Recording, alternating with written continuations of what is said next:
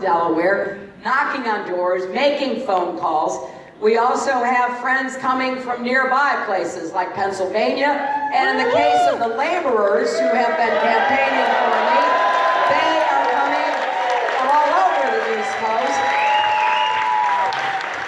And I think they are because everybody knows how consequential this election is.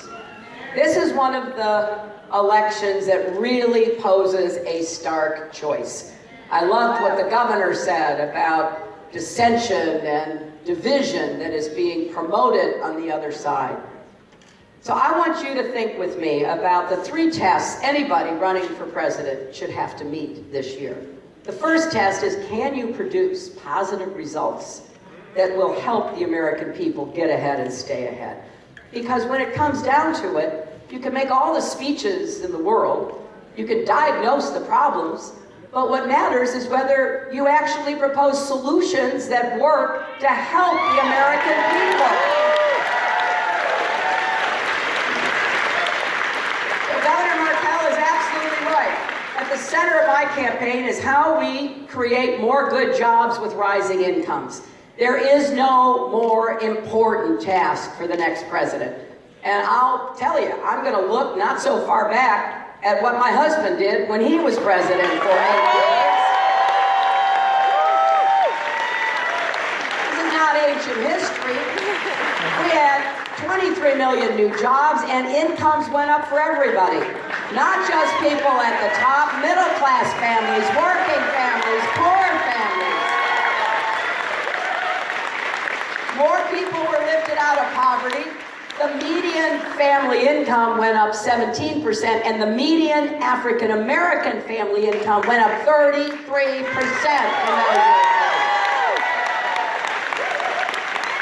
Now, I think a lot of people, particularly young people who didn't live through that or weren't old enough to appreciate it, they're saying, well, okay, if that happened, then why didn't it continue? Well, I'll tell you why, because we got a Republican president. That is why it did not continue.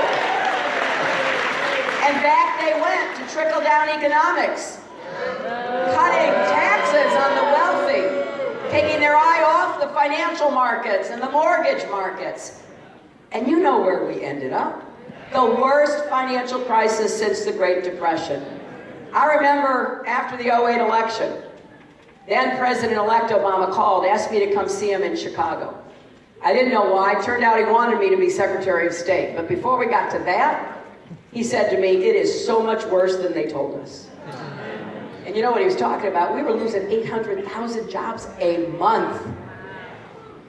9 million Americans lost their jobs. You multiply that by family size, we're talking, 27, 36, 50 million people who are affected. 5 million homes were lost and $13 trillion in family wealth wiped out. I don't think President Obama gets the credit he deserves for digging us out of the ditch.